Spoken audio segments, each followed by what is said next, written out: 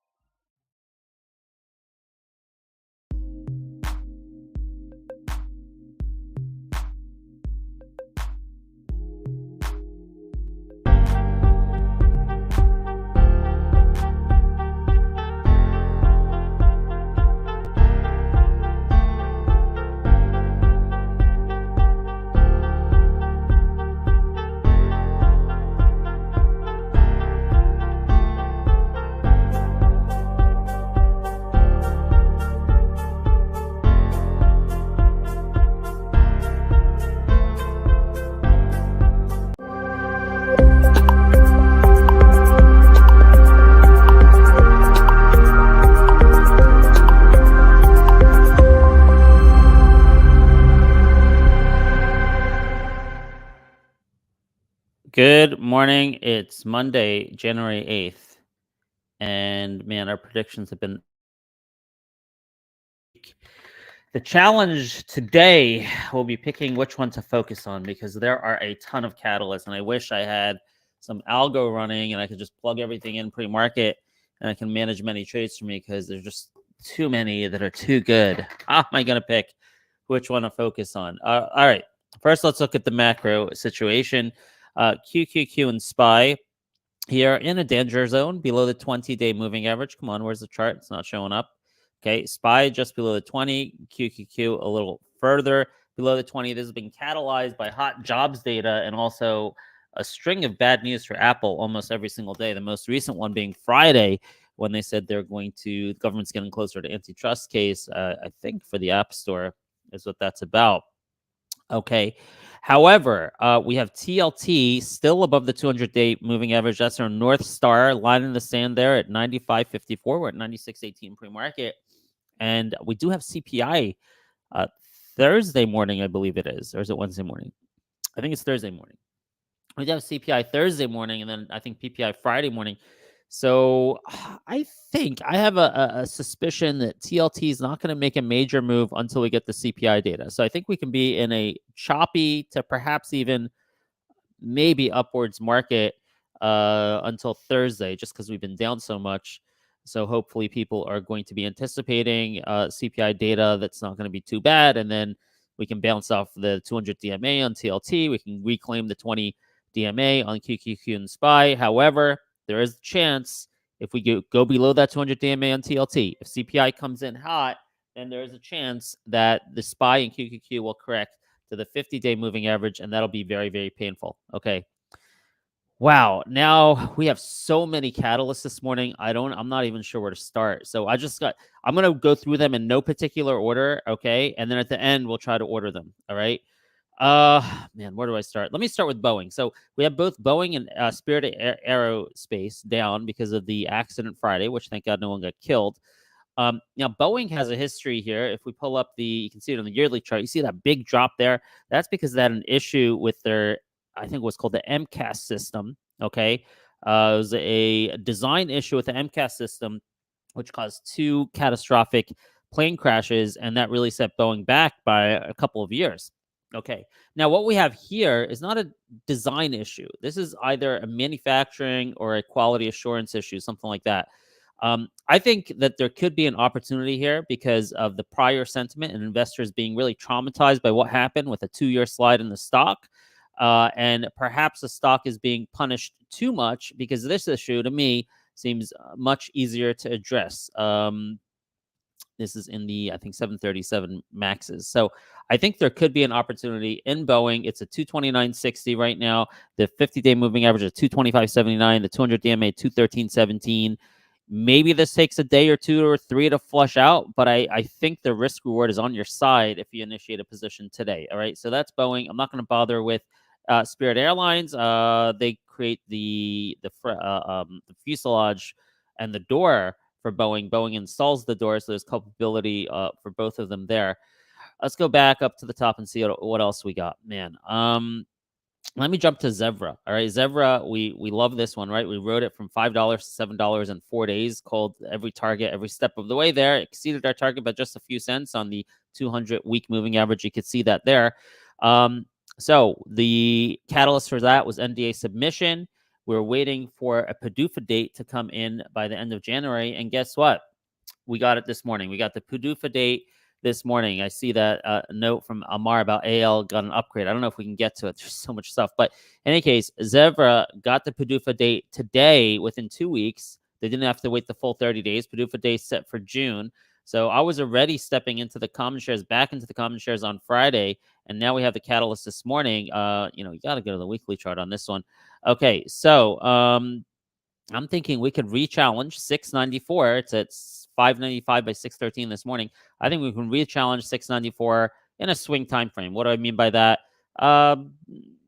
2 to 10 days, right? But very often when I say that, happens the same day. All right, so keep that in mind. All right, so that's Zevra. Then we had a company I'm not too familiar with, but on my watch list, and it's popping up all over my social media this morning, ARDX. They're revising their guidance on revenue for Ardelyx to 140, 150 million, with peak revenue at over $1 billion now. Okay, so they're upping their guidance revenue on this drug. I don't know much about it, but a $1.43 billion market cap, saying that now you're going to get peak revenue of $1 billion on this drug. That certainly seems good. And the social media footprint, I'm talking about like big accounts that I follow, everyone's hyped up about this morning. So ARDX might be a stock that can or overperform. So 675 is your next resistance on ARDX. And after that, somewhere in, you got a lot of congestion here in the 7 to 9 range, a possibility. What's the short position on this? Let's see what the short position on ARDX is. It's, wow, pretty big. All right, it's 5 days to cover. It was 9 previous to that. So ARDX, okay, and we'll come back to these. All right, we're going to try to DermTech with some data out. Looks really good. Oh, it's not even in here. Okay, it's in our story trading app. I put it in there. So if you head on over to the home tab there, DermTech positive data. Okay, and you can do it this way too. Go into DermTech and you can see positive data. So this has been one of those stocks that's good for like a January effect, beating up 2023 stock, and now they got positive data. I wouldn't be surprised to see this challenge 190 or so again. All right, it's at 155 right now. So potentially, but this is like higher. This is a fast mover. It like spikes and it comes down really fast. All right, their sales have not really inflected yet, and $48 million market cap. So the sentiment's really terrible with this. People are pissed off at management. Why is sales taking so long to ramp? But really positive data. You can take a look at it in your own time. But this is one that could swing to like 190. We're at 157 right now. Swing, right? 2 to 10 days, but might even happen today. All right. Wow, so much going on. NVIDIA, apparently some report out that they're now ready to ship their AI chip to China, one that they modified and got U.S. permission to meet whatever, U.S. was worried about. They're modified and ready to report out this morning, ready to be shipped to China. Okay, 2 hours ago. Let's just quickly look at the technicals on NVIDIA. Man, it's been really trying to break back above 500. And at some point, I don't know which day, but at some point, it's going to be a very fast move above 505.48, the all-time high. It's very, very close to that. Could today be that catalyst? Perhaps, but I think I have some other things with higher conviction. All right, Bitcoin ETF coming out any day. Got some Bitcoin exposure with my favorite one, IREN, and also BITO. Remember, I think the play for this is there might be some sell the news on that. So I'm going to be cautious. I'm going to take some profits if and when they do get that Bitcoin ETF approval, which I think it has to happen. I don't know. I've been hearing a January 10th date. I don't know if it has to happen, but I've been hearing there's some sort of deadline by January 10th. So keep that in mind. Now, look at these two, which I think are going to be in the top 5, maybe in the top 2. Abercrombie and Finch and Mobileye. Abercrombie and Finch, ANF, came out this morning with a massive increase on their revenue. They're saying they increased their revenue increase from a low double-digit gain to high, from high single digits to low double digits, okay? Okay, see operating income. Here it is. This I didn't catch this earlier. So operating income going up from 130 to 110, which does match the back of the napkin math I did. I saw different numbers. I saw operating margin number, and I saw the revenue, and I kind of calculated back of the napkin math to say, hey, their EPS can go up by about 10%, all right, on ANF. And here, what we just looked at, where'd it go, was also, it seemed to be roughly about 10%. So big, and also very positive qualitative commentary around this increase. If you go look at the press release on ANF, there it is. Okay, talking about their operating margin. Wow, why is everything so slow this morning? I don't know if it's my internet or Webull. Okay, well, take a look at it. So ANF this morning, I think we can make a move to the all-time highs right here, 94.27. It's at 92 in pre-market. Man, this did not react early pre-market. It was 90 for quite some time. Now it's already up $2 since I saw this news. Look at that cup formation, cup breakout it wants to do, 94.27. This PE is kind of low, forward PE 15, trailing PE 23, and now they're increasing their EPS. I think this could be the big winner of the day, ANF. ANF might be good for options as well. Then Mobileye, we can get a turnaround in Mobileye. Mobileye was devastated. We covered this last week on that like over 50% haircut in EPS for revenue for Q1. Now they're coming out and saying they have a big contract win that's gonna hit the top line in 2026. Reveals new wins for key tech platforms of large global automaker. All right, you can take a look at that. So perhaps we're talking about 17 internal combustion and electric vehicle models. Okay, so it looks like a very large contract win they got, and Mobileye has just been devastated. So this could turn it around. Look at that. You got a gap there at about $32. It's a 30.66 by 30.94 right now. So Mobileye, with that news, nice kind of basing pattern here last couple of days after the devastating news. I think we see an upward momentum on this contract win to at least $30, $32 into that gap. Mobileye and ANF, stick these to the top. All right. Especially ANF, man. Okay. ANF, Mobileye. All right. Great. What else? All right. I don't know if I'm going to cover everything here. All of this stuff has news. This is crazy. ASXC had a little bit of news this morning. The revenue came in much higher than the one analyst predicted. However, they need to raise money. They only have like 1.5 quarters of cash. So this is one of those tricky ones where it's up 9% now. Wouldn't be surprised to see it up 20, 30% in the morning, but it'll come crashing right back down. Okay. So risky. If you're into this stuff, you got to act fast. Your target's at about 42 cents. All right. 35 cents right now. Well, 38 cents resistance and then 42. All right. That's ASXC. Could have the biggest percentage gain at the peak for the day, but I don't know if I'm going to. That's very hard to play, right? I'm not going to make that the top pick. My gosh, where do we go next? Apple. I want to suggest that Apple might be a trade in here, okay? Because we're close to the 200 DMA. RSI is very low. Look at that. RSI is oversold at the 200 DMA, and then there was news out, and let me see where it is. I put it in the chat. At least an analyst out this morning or yesterday. Bloomberg's Apple insider Mark Gurman said he expects some announcement related to the upcoming Vision Pro this week. So now you have a potential catalyst coming this week, bouncing maybe off the 200-day moving average with a low RSI. Apple seems really interesting here. Might put in the top 5 to keep an eye on. But I like those other ones better still. All right, what else do we got? Oh, did I tell you Zevra got their F? Did I tell you this? I did tell you this. Okay, so Zevra's going to be in the top 5 for sure.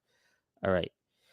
Let's see what else we got. We got an upgrade in LBPH, biotech. I don't have time to talk about this. Big price target, $60 from HC Wainwright from $25. It could definitely overperform today. A lot of stuff on this list could overperform today. It's just a matter of what you're going to focus on. AMD gets a analyst reiterating $180 price target on it, 88. Advanced Micro Devices price target maintained at 188 by Melius. We're only at $138. That's something that potentially more markets. Lululemon increased guidance by 2%. 2%, 491. This is their EPS guidance for the year. 491 times 1.02% takes you at about $500. Stock reacting down in pre-market, but this could outperform today as well. And then we have Air earnings tomorrow afternoon. So I'm looking for a earnings anticipation run. I do have it. Didn't work out yet, so I will be watching that for a pop today and tomorrow to reduce my position into earnings. Drea, we're waiting for news from CVS. Hopefully it happens this week, any day, over at the JP Morgan Health Conference on the Aetna launch. And then Joby, a little product win here with electric taxis out in California. All right, so a lot going on, a lot. And there's probably new stuff that happened in the last 45 minutes I didn't even catch. All right, this is the first Monday after the new year. That's why we're bombarded with news. One of the reasons we're bombarded with news. So how am I going to order these today? I think I got to make ANF number 1. Zevra is going to definitely be up there. Mobileye is going to be up there.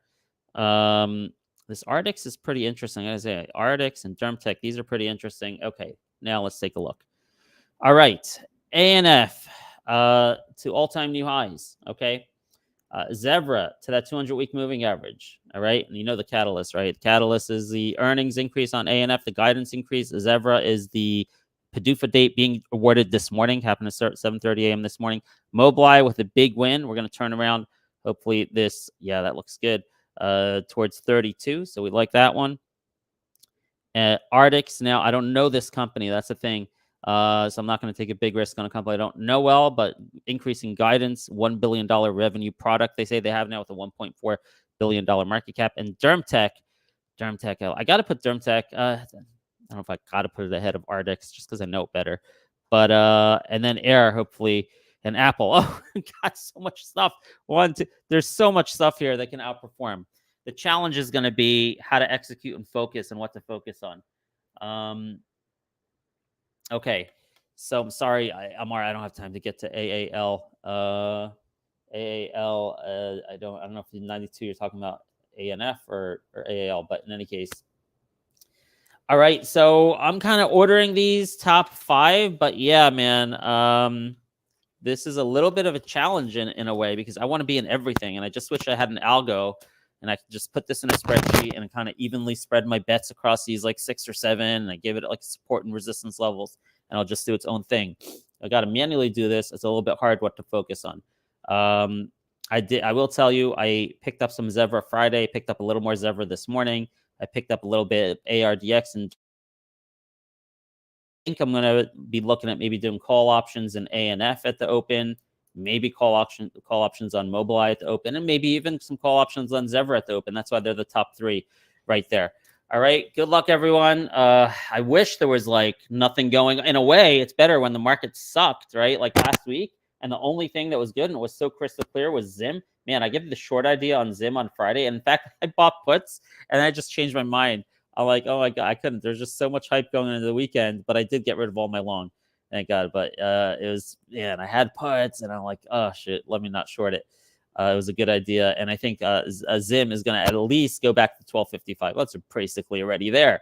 All right. The 200-day moving average. It just too far too fast. And there was not additional incremental bad news with the Houthis in the Red Sea to say, hey, this deserves to really spike up again this morning. No, we didn't get that.